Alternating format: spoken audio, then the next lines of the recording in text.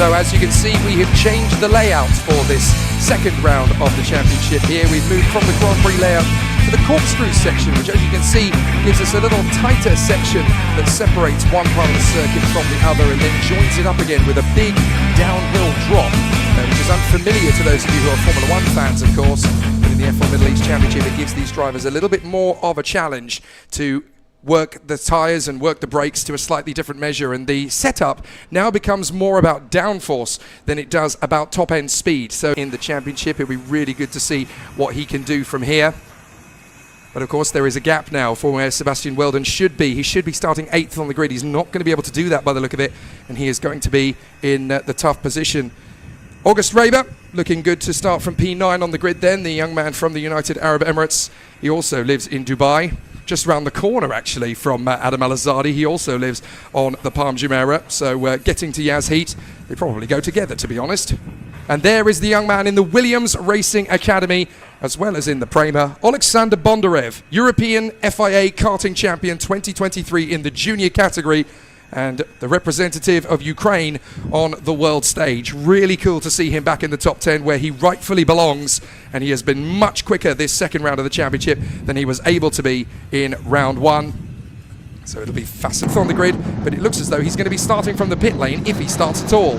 August Reiber, 9th on the grid from Alexander Bondarev in P10. Then it's Ji Zhenrui, the Chinese driver, alongside Hungary's Martin Molnar. And I'm not entirely sure whether or not Sebastian Weldon, who is of course the son of the late great Dan Weldon, two-time Indy 500 winner, I'm not sure whether he's been able to get that car started again. But after winning last month in the UAE Trophy, that is a disaster. Green flag at the back of the field. We're ready to go racing for the 4th time this year in the F4 Middle East Championship. Let's race at Yas Marina. Cracking start as the drivers work their way off the grid. Good launch from Kian Nakamura Berta, but Olivieri straight across to cover. And the racers make their way to the first hairpin for the first time. Good start from Alex Powell. He's already got the jump on Al-Azari, trying to go the long way round Renault Franco, and that's the best start Alex Powell has had this season from the front end of the grid. So now he can really challenge for his first victory, but he's still got a lot of work to get there, as already Olivieri's going defensive. Nakamura Berta right round the outside of the W Hotel and overshoots. Goodness me, he's committed, trying to get back in and manages to get there behind Olivieri. But Kian Nakamura Berta has brought the boxing gloves for round 2, as off the road goes, I believe that is Taha Hasiba. It could be his teammate Bader Al-Sulaiti, but Kian Nakamura Berta has woken up in very big fighting spirit. He is immediately going for broke. So somehow he's managed to get back on the road and in second position, I do believe. And Alex Powell has already got up into 4th place. What a rocket start for Powell. So as the field make their way through turn 1 on the Grand Prix layout, they drift out a little bit wide and they will now hunt themselves down through the left, through the right. This is where things are going to get tricky as they go into the corkscrew section. But out in front it is Olivieri versus Nakamura Berta. A couple of choice overtaking manoeuvres could be happening here. Watch for contact. It could get quite tricky as they go down the drop. That's great racecraft from August Reiber. Not going to be intimidated by Ji Zhenrui. So down the back straight, Olivieri still holds it from Nakamura Berta, but it really is tight up at the top end of the field. So now Kian Nakamura Berta is determined to get past. The car has been called on the first lap. Well, clearly something has happened then out of our views. Sebastian Weldon, it looks like, has not been able to get going. That is disastrous for the American, but we're under safety.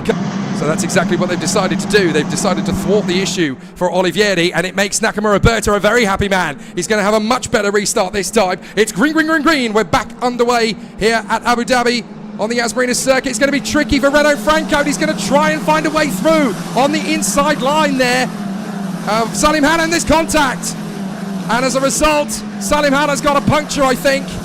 He's trying to recover, but Salim Hanna's not going to be happy with the way that went down at all. Hopefully we'll be able to see a replay of what actually happened, but I suspect it is a really close call there that just went wrong.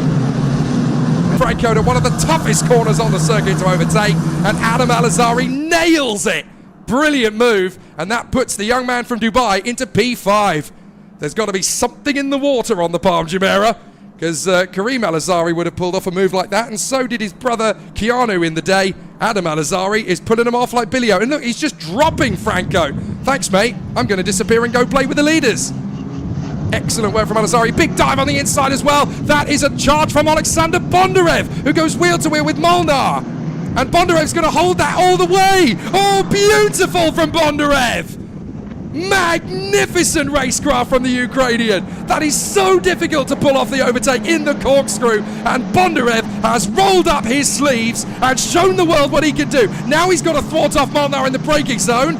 He's in the middle. He's in the rock and a hard place. Go right round the outside. And Bondarev holds his nerve. Beautiful. The Bison charges forward. Molnar off the road trying to keep it.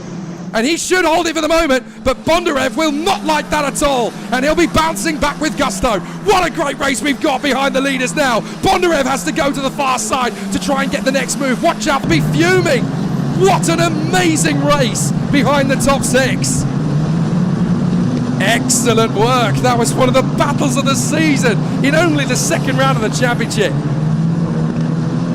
Well, some pretty decent racecraft, so now Bondarev's got to regroup and go at it, and I genuinely thought for a moment that Savinkov was going to have a look, and Savinkov's actually got the move there on August Raber to get ahead. Watch out for Chijin Roy, Tiago Rodriguez, Cole Hewitson, David Kozma. They're all in the mix. Look at the line all the way back to, that's got to be all the way back to Kyoho Lee, the South Korean, in 18th.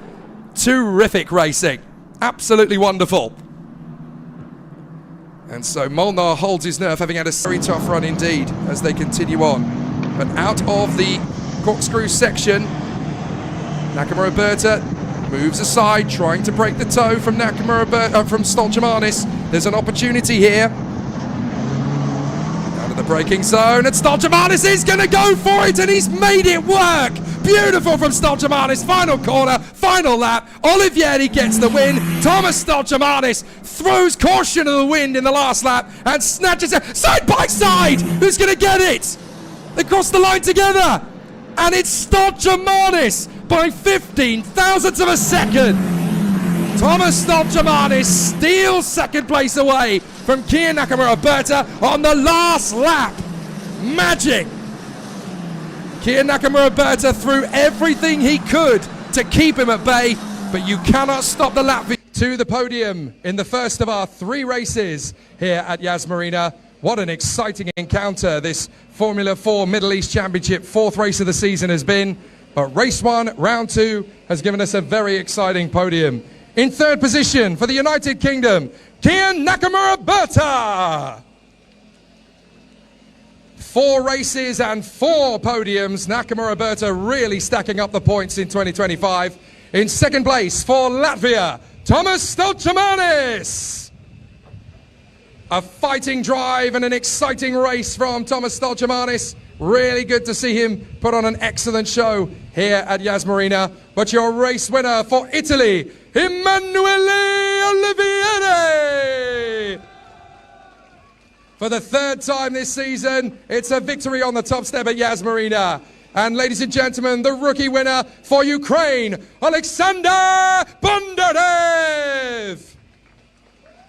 A great return to a race car podium, his first race car podium of 2025 in the rookie category. Now, it's my honour to invite Mr. Stuart Latham, the Yas Marina Circuit Truck and Community Engagement Director, to bring on the trophies for our top drivers on the podium. Starting with the man in 3rd position for Great Britain and Mumbai Falcons Racing, Kiya Nakamura Berta.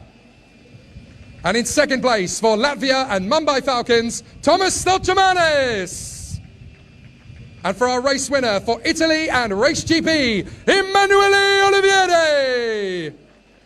And finally for our rookie winner for Ukraine and Prema Racing, Alexander Bondarev. A great result for our drivers and a great way to start the week in the 2nd round of the F4 Middle East Championship. Our photographers have got the shots they needed, and now we get to celebrate in fine style because the drivers on the podium can now get busy with the fizzy. Let's party, boys! A sensational end to the first race of the week. They celebrate in style here at Yas Marina, don't they? What a fantastic way to kick off the week with the first race of 3. And the F4 Middle East Championship will continue tomorrow in race 2 and race 3. But for now, we move over to the Formula Regional.